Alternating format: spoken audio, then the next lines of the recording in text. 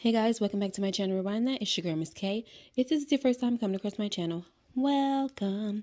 Please be sure to subscribe if you like the vibe and hit that notification bell so you know when I upload more videos like this one. Today, guys, we're going to be going over Top Boy, Season 3, Episode number 1. This episode is called Step Back. So, guys, I just finished watching the episode and these are my fresh thoughts, okay? There's no rewatching or anything like that. So it could be possible that I may have missed something, but it's okay, whatever. When the season wraps, we'll go through everything in my full thoughts. But I want to be able to watch each episode and give my thoughts on how I feel without having seen the episode, knowing what's going to happen, okay? So my predictions are fresh and all that, all right? So here we go. So when the episode starts off, I thought that they were going to replay the whole scene where Sully comes to Jamie's apartment and takes him out. I was not happy about that because that's where I thought they were going, but they only let us hear the gunshots. And I mean, we did see Sully standing over Jamie, but we didn't see Jamie, right? And we also heard Stefan screaming, okay?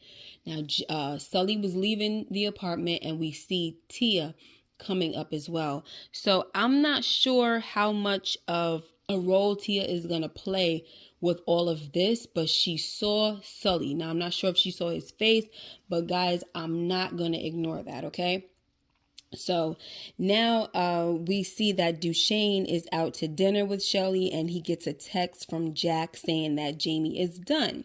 Meanwhile, we see Sully in his car still, right? He hasn't moved. Doesn't seem like he drove off or anything like that, right? So how did Jack know that Jamie was gone already? Okay, so it seems to me that there was a discussion between Jack and Sully, right? A discussion of a plan to take out Jamie.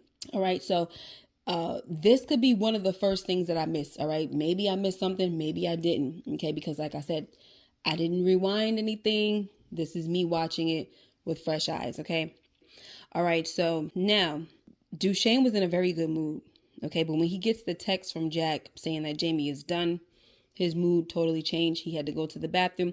He texts Jack asking where's Sully, and she says no word. So maybe that's a freaking lie, right? I don't know. Next thing you know, Sully comes into the bathroom and tells Duchesne that it's done, okay? And my thing with this is, how the heck did Sully know where Duchesne was? Okay, whatever. I'm not going to go too deep into that, okay? So here's the situation, guys. Duchesne is like, okay, so what? Am I next, you know? And Sully said, not if you step back. So this dude is literally threatening his friend, okay? His brother, basically. Telling him that if he doesn't step back from off the road, he's done. Just like Jamie's done. And Duchesne is like, oh, so you've been planning this the whole time, right? Guys, I'm not surprised. Are you? I mean, the very thing that Sully was against about Jamie, which was scheming behind Duchesne's back and stuff like that, or their back, that's the same exact thing that Sully was doing. Scheming behind Duchesne's back, okay? Buddying up with Munir and Emilio and all of that stuff. Emilio's supposed to be out the game himself, so what the heck is he over there talking to Sully for? But anyway, so this is it, guys. He tells Duchesne that he's going to pay him handsomely, right? You're going to have a generous payoff, all right? But you need to step down or else that's going to be your behind. So he said, is it a yes or no? Now, Duchesne doesn't say yes or no. He just says, okay, you better have my money, like pay me right? And so to me, guys, this doesn't mean that he is stepping back. It just means to me that he's probably strategizing to come up with a plan to get Sully back, okay? Because I just don't see Duchesne walking away like that. I really don't. So we're going to move away from that for a little while, okay, guys? So now we got Jack, who's bonding with her nephew. Now, I'm not sure how much time has passed between that moment where Jamie dies and this moment here where we see Jack is bonding with her nephew and stuff like that. It may seem that maybe a month or two has passed by. Okay, but in this scene, we see that Lauren seems a bit detached. Okay, while Jack is bonding with her nephew, Lauren seems detached. So I guess it's because the baby looks like Curtis. At least that's what she thinks anyway, right? So I will say this, guys, from this first episode, it looks like Lauren is probably gonna leave her baby with Jack and her girl because she was admiring them. Like, you two are so good together or something like that, she said, right? And she was seeing how good they were with the baby. We also see that Lauren is taking drugs. Okay, so she might die of an accidental overdose or an intentional one. I don't know. We'll see, right, guys? All I know is that Lauren is not dealing with the aftermath of Curtis too well. Okay, that girl is traumatized, guys. Okay, now let's move on to Steph real quick. Okay, so we see Sully walking his daughter to school. Okay, and as he's walking her to school, we also see Steph on the way to the same school coming up the stairs. He sees Sully and they make eye contact. This makes him turn around, go back down the stairs, and go back home. So he didn't even go to school because of this. Like, it just ruined his day, I guess. All right. And so we also see that he's staying with this woman. Hopefully we get a little more information about that and who she is. I don't know if she's some type of foster parent. I have no idea. But that's that. Okay. He was explaining later on that he has his own bathroom and his own room. Does he have his own bathroom? I know he has his own room, but I'm not sure if he has his own bathroom. But anyway, it's just, I guess a little bit of a better situation that he was in when he was living with Jamie. But at the same time, of course, I'm sure he would rather have his brother. Okay. Right. So we also see that Steph will probably get close to Driss's daughter. And I don't remember her name, guys. I'll have her name for you guys later on. But like I said, this is just the first episode, breaking that down, recapping with my thoughts and everything. So one thing I'll say about them coming together, guys, is they have a serious thing in common. And that is that Sully took out a close loved one of theirs, father figures in their lives, right? So it was a father figure. Jamie was a father figure, not just a brother, but he was a father figure to Steph, right? Driz was the father of this girl. I think her name is Tiana. I'm not sure. But that was her father that Sully deleted. And he shot him up, guys. Okay, 20 times. And then had the nerve to feel guilty about it. Why didn't you just get him one time? Why did you have to, like the other dude said, riddled him with bullets? Why did you have to do that? That was so brutal. And then got the nerve to try to act like you feeling guilty. Like, you ever think about Driz and what I had to do it to my mate? No, man, you did that. Okay, you had to do it because he was moving foul. Okay, but like, you had to shoot him that many times. Like, come on. That seemed like that was some hate stuff. Now, I don't know if that was done to send a message or what, but I just think the message is clear when a ninja turns up dead. Okay. Now, anyway, so we're definitely going to see what all this is about when it comes to Steph and Tiana. I don't even want to call her Tiana, Driz's daughter, until I find out what her real name, what her name is, guys. Driz's daughter. We're going to find out because there's definitely some significance for them having this little girl come back to the show. All right. And she looks a lot bigger than she was before. Okay. And so it seems like they aged her up a bit, right? So here's my prediction. I wouldn't be surprised if she was the one to actually get the revenge on Sully. Everybody is expecting Stefan to be the one to turn dark and be the one to get rid of Sully. But man, oh man, wouldn't it be crazy if it was Driz's daughter that got Sully, guys? That would be insane to me. But anyway, all right, so let's move on to this whole free Karen scene, guys. I loved this scene, okay? And Mandy was the freaking GOAT, right? She's the mother of Driz's child, right? And guys, if it wasn't for her, this thing Karen would have been taken away. Okay, he would have been successfully taken by immigration. Okay, immigration comes knocking on the door, and we find out that the mother, who is battling cancer, she wrote several notes and explaining to them that he was a baby when he came to this country, and that means that he legally entered into the country. So why are they coming after them? I don't understand it. It's very annoying, and it really irks me, guys, of how they're doing this thing. It really just irks me. So it just seems like it's really unfair, and they're targeting folks, and it doesn't matter if they got into the country legally or not. The fact of the matter is, if you were born somewhere else, they're trying to deport them. So why have people living in a country for so long and now you're trying to kick them out? It's just so evil. It really is. I mean, could you imagine if we were able to do that to the colonizers that came over here so many years ago? Could you imagine if we were able to kick them back to Europe? That would have been awesome, right? We wouldn't have had slaves if we would have been able to kick these suckers out. Anyway, so they sure wasn't trying to kick us back to Africa, were they? Because it benefited them to build this country. Anyway, let me not get too deep, y'all. Let's move on. So, yes, free Karen. They said, let him go. Let him go. Y'all should have seen me up in here. I was chanting, let him go. Let him go. That was the best scene in this episode, guys. Okay. Like I said, Mandy, she was awesome. She was not having it. She was speaking up.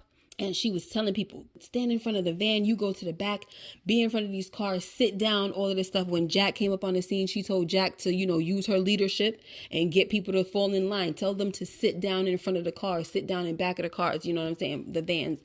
And it was just, I was very afraid during this time because I did think that something was going to happen.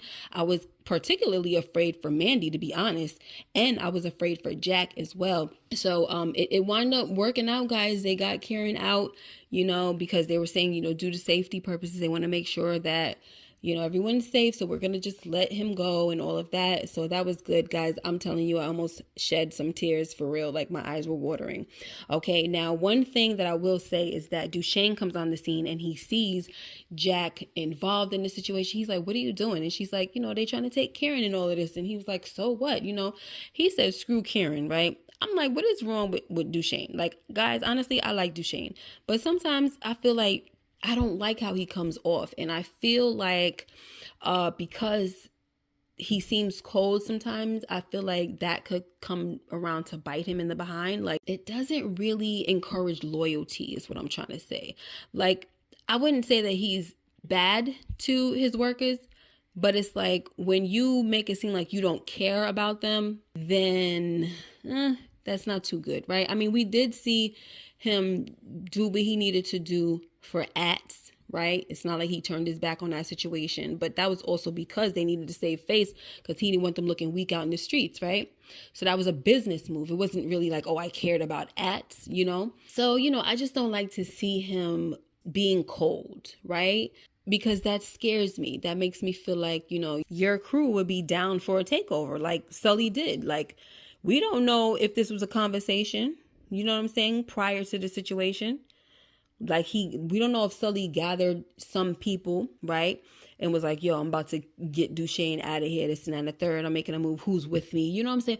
We don't know exactly if that happened. Well, I don't know yet, right? So I just kind of feel like it's easier for people to side with someone who seems to probably care more, you know what I mean? But I don't know. I'm not even going to sit here and make it seem like Sully be caring like that either, because he was in hiding on a freaking boat, So it's just like, I can't even say that about Sully because he was MIA. So it's not like he was really out there building a rapport with the people either.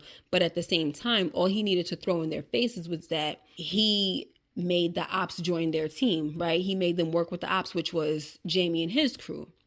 So listen, if Duchesne wanted to get back and, go to war with Sully or take over, he could use Jamie's crew as well, because the only reason why it was over there is because of Duchesne, right? But they followed Jamie over there as well. So those people from Jamie's crew have no reason to be loyal to Sully, right? So we do have those guys, but I don't want to get too deep into that because this video is going to be longer than it needs to be, okay? So like I said, though, I just didn't like the fact that Sully was being cold towards Jack. And I kind of feel like her seeing him be like that would make her side with Sully more, right? Now, I do understand why he was saying she shouldn't be involved in the protest because she's a drug dealer. Because guess what? If the cops come down there and swoop everybody to freak up, you down there and you a drug dealer, and I don't know if she has any priors or anything like that, but the whole point is nobody needs that kind of heat. And that's the type of time that Duchesne is on. So I understand that he's trying to move smart, right? All right, so let's move on, guys. So we also see in this episode that Sully goes to get his shipment, right? Him and Jack. They go to get the shipment just to find heads in boxes, guys, okay? And a cell phone in Munir's mouth. One of the heads belonged to Munir. The other one belonged to that tall guy. Like, I forgot his name, right? So there's a cell phone in Munir's dead mouth, okay? And when Sully turns it on, there's like a text message that says, call me, right? So Sully calls the number and he finds out that he's pretty much about to be dealing with some new guys, okay? Now, he goes to an old friend named Bill to find out if he knows these people. And Bill lets him know that he's familiar with Johnny McGee, okay? And let me tell you something. It's to the point where Sully didn't even have to say this dude's last name. He just said Johnny. And he was like, you mean McGee? And Sully was like, I don't know all of that. Bill did. He's like, the only person that could be is Johnny McGee, right? And so these people are big time, right? And they're nothing to play with. That's what Bill was telling Sully. Okay, now Sully, who think he's so big and bad, he ain't really fazed by it. So he like, I need to get a meetup and all this. I need a number, blah, blah, blah. So fast forward, guys, he wants Bill to come with him to the meeting, right? Because I need you to point these people out to me. I don't know how they look. I need you there as well, right? And Bill was letting him know, look, I don't want to get mixed up in this. Like, this is not an interest of mine, right? And Sully was like, for 5,000 pounds or whatever he said, you will be interested. Okay, so later on, Sully gets a location on Johnny by way of Billy, right? Now, Sully is thinking that he's about to go and handle Johnny because Johnny ain't going to see him coming, right? But unfortunately, Bill alerted Johnny to the fact that Sully and his boys were coming to ambush him, okay? So when Sully gets to the stable, he finds out real quick that these guys ain't nothing to play with because they come in and immediately take out one of Sully's guys, okay? Now, Johnny tells Sully that he will pay 50% or he'll have 100% of nothing, okay? Or I could send your head to Tasha's mother. So this guy already knows the name of Sully's daughter, which means that he did his homework. Or does it mean that he's possibly working with Duchesne? I don't know, guys. You know, that may be a reach, but, you know, these are the things that are going on in my mind right now, okay? So from the start, guys, this was not a peaceful introduction. I mean, this dude sent heads to Sully, right? And now he wants to work with him. And now he comes through the door blasting, you know, which is totally understandable, obviously, if he's finding out that Sully was there to take him out. But at the same time, it was never peace in the first place, okay? So what the heck do you expect? So, I mean, we just gonna call it what it is. It's a hostile takeover. You taking people's shipment, you sending heads in a box, you know what I'm saying? You're just being threatening with the whole thing. Plus, you're doing homework on these people's family. These people meaning Sully, right? You're doing homework on his family. And listen, Sully is getting exactly what he deserves, in my opinion. I don't feel sorry for him at all, okay? So we also see later on that Sully texts Duchesne saying we need to talk.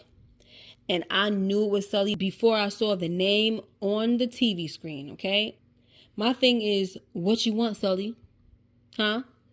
Because you wanted to take over, remember? You wanted to be the king. So handle your handle, tough guy. That's what I got to say about it. Handle your handle. Why you calling Duchesne?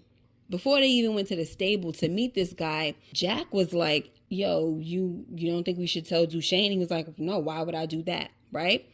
Because everybody knows that Duchesne knows how to handle stuff like this.